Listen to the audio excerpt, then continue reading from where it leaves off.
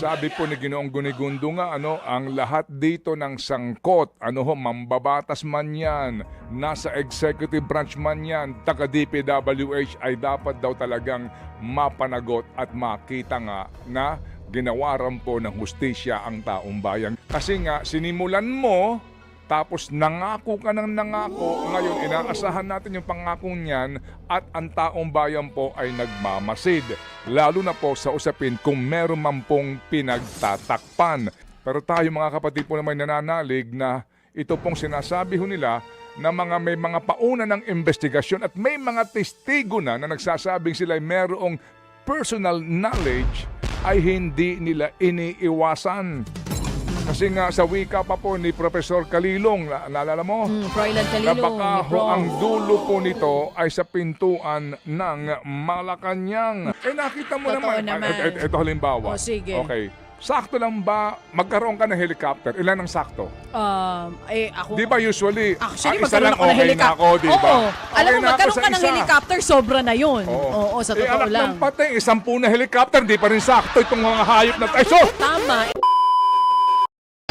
mga kapatid, kung ating pong babalikan ang ilan sa mga bukod ng ating naging panayam po kay Ginoong Gunigundo at kay Ginoong Holmes kanina, basically po dito ho sa ating problemang kinakaharap sa ekonomiya ay nilikha po ng political instability.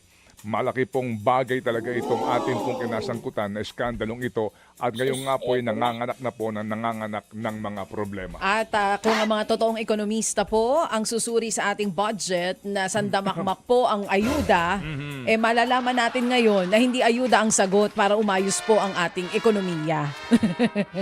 So kahit ilang beses na magbaba ng interest rates ang mga bangko para mas maraming umutang ng mga investors, mas maraming umutang ng mga Pilipino ng kanilang panggastos, hindi mangyayari yan dahil ang public trust ay mababa o baka wala na talaga.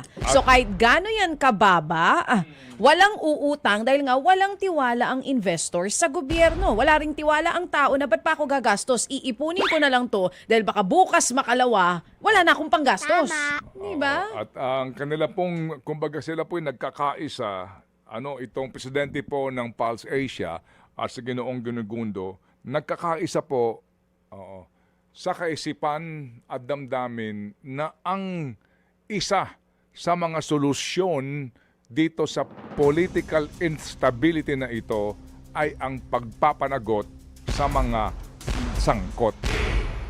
Ang pagpapakulong sa mga mandarambong. Ang sabi po ni Ginoong Gunigundo nga, ang lahat dito ng sangkot, mambabatas man yan, nasa executive branch man yan, taga DPWH ay dapat daw talagang mapanagot at makita nga na ginawaran po ng hustisya ang taong bayan. Ganon din po sa Ginoong Holmes kanina.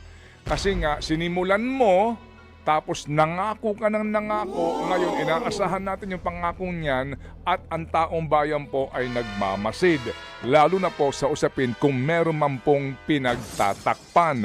Ang iba po ay naiinip na bagamat alam natin na mabagal po ang gulong ng hustisya dahil nga sa gusto makasiguro na hindi po makukulong ang wala namang kinalaman. Tama naman yon. Kasi nga may kasabihan na mas mainam pang magpakulong ka. I'm sorry, mas mainam na magpalaya ka. Magpalaya ka ng isang katerbang guilty kaysa magpakulong ka ng isang inosente. Yan po ang kasabihan ng iba. Pero tayo mga kapatid po naman nananalig na ito pong sinasabi ho nila na may mga pauna ng investigasyon at may mga testigo na nagsasabing sila ay merong personal knowledge ay hindi nila iniiwasan. Kasi nga sa wika pa po ni Professor Calilong, naalala mo? Froilan Na Calilong. baka ho ang dulo po nito ay sa pintuan ng Malacanang. Yes.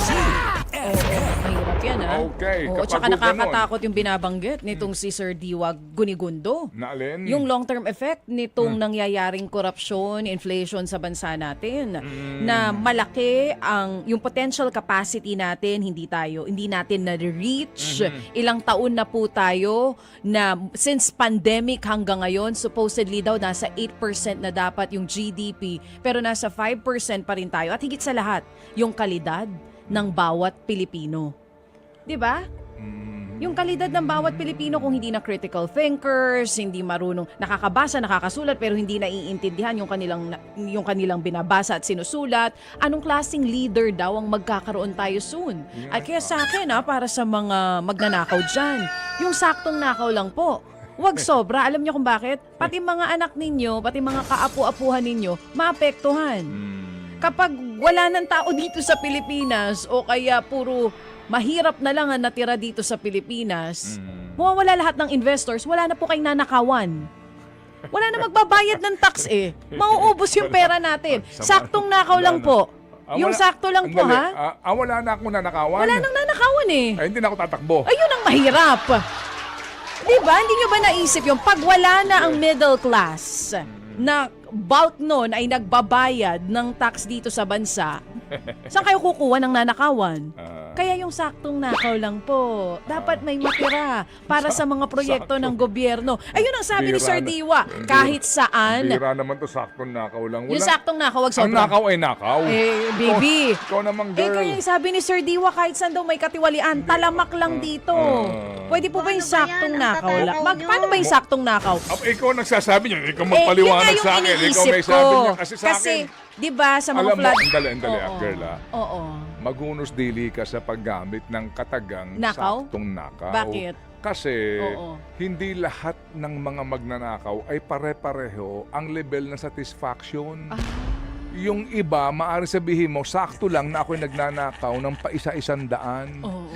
Baka sabihin ng iba, sakto lang sa akin ang pagnanakaw ko ng paisa-100,000. Oo. Baka naman sabihin nung mas nakataas na level, sakto lang sa akin yung paisa-100,000,000. Baka sabihin naman ng isa, hindi, ang sa akin, sakto lang, 100,000,000,000. Kinurakot nyo na lahat Kaya nga tayo nagkaroon ng sakto ghost lang, projects. mahirap na. Mahirap Mas mahirap pag hindi nyo sinakto yung nakaw nyo, pag wala na kayo ninakawan soon. Oo. Ano, gusto nyo yon? Palagay ko, ang Siyempre, sakto hindi nyo dito, gusto yun. ang sakto dito, Anong sakto? ay talagang makulong sila. Yan ang sakto. Totoo yan. Papanugutin natin sila. Kasi ngayon, yan din ang panawagan ni Ginoong Gunigundo. Oo. Kaya yung gusto kong itanong, ano ba magagawa ng taong bayan dito para po sa ating kinabukasan? Kasi nga po, ang ating pinag-uusapan dito mga kapatid ay hindi lang ngayon kundi kinabukasan ng bansa. Yung pagpapanagot natin, huwag tayong lumubay. Amen. Kaya nga kung maaari, mag-rally ngayong linggo ulit Oo, ngayong week na. Ngayon po, hindi ako Huwag na nagbibiro. natin ipag-Pebrero to. Opo, mag-rally ulit ng malakihan at ipaalala sa kanila, nangako kayo, may pakukulong kayo. Nasaan na ito?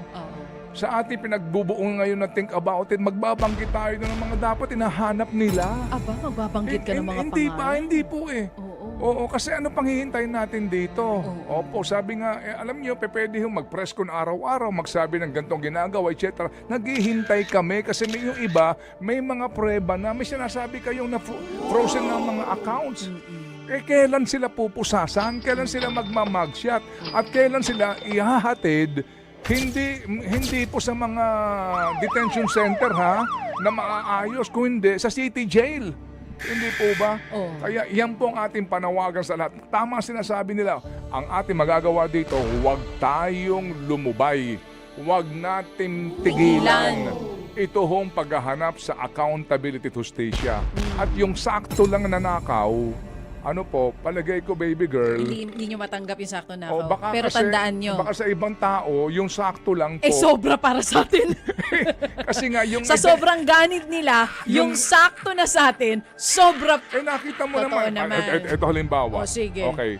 Sakto lang ba magkaroon ka ng helicopter? Ilan ang sakto? Ako... Di ba usually, Actually, isa magkaroon lang ako ng okay na helicopter. ako, di ba? Oo. Alam mo, Okay na ako magkaroon sa ka ng isa. helicopter, sobra na yun. Oo, sa totoo anak lang. ng patay, 10 na helicopter, di pa rin sakto itong mga hayop na tayo. Tama. Ilang bahay ba ang sakto para sa isang politiko? Ano ba ang sakto ng pagkakaroon ng magarang kotse? sa bagay, sa iba yung... Isa Ilan lang bang ulit ang- Ferrari? ilan ulit O ang- gusto ko ng Lamborghini? Gusto ko ng Ilan ulit ang kotse ng Diskaya? Sa bagay, 50 yata yun, ano? 40 mahigit? 40 mahigit. May punto ka, pero Oh. alam nyo bakit Okay, ang sabi... Ano ba ang sakto na pagkakaroon mo ng mamahaling rest house? Well, para Oh. sa iba, isa lang, okay na. Para sa kanila. Sa kanila ang sakto, mga kapatid, sa lahat ng Oh. bansa sa Europa eh. Oo. Dapat meron sila. Kaya yung saktong yan, mahirap yan ma-quantify. Pero mga kapatid, ako'y nagiging in reality lang. Dahil hindi tayo nabubuhay sa mundo na walang magnanakaw. Kahit saang bansa ka magpumunta, may magnanakaw eh. Kaya lang sa ibang mga bansa, moderate ang kanilang greed doon. Dito, sumobra na. May nag-comment nga dito, tama ang sinabi ni Jun Lozada before. Oo. Bubukol yan, moderate your greed. Moderate May your nag-comment dito. So, ako, in reality, I'm just being... Pragmatic. Hindi pragmatic nga, baby eh. Ano? Gusto ko lang, in reality, tayo mabuhay. Hindi naman mawawala mga magnanakaw na yan eh. Oo. Pwede ba 5% lang? Kasi sobra-sobra naman ang kinukuha ninyo. Dali lang. Yung Okay na ba sa inyo yung 5% sa mga projects nyo? Sa 1 trillion, magkano ang 5%? Naku po, malaki pala yun. Excuse me, Chacha. Sorry, girl. Pero sa 1 trillion, magkano ang 5%? Malaki yun. Ah. Pero, guys! Mawawala ba magnanakaw? Hindi sila mawawala. Mawawala tayo sa mundo, pero ang mga ganid na magnanakaw, naiisahan tayo, hindi yan Sige. mawawala. Sige. So tayo Oo. po'y magkaisa na lang. O sige. Opo. Bottom line sa ating pong laban na ito, isa ang sigaw ng bayan. Ikulong! Mandarambong! Ikulong na yan! Ngayon na!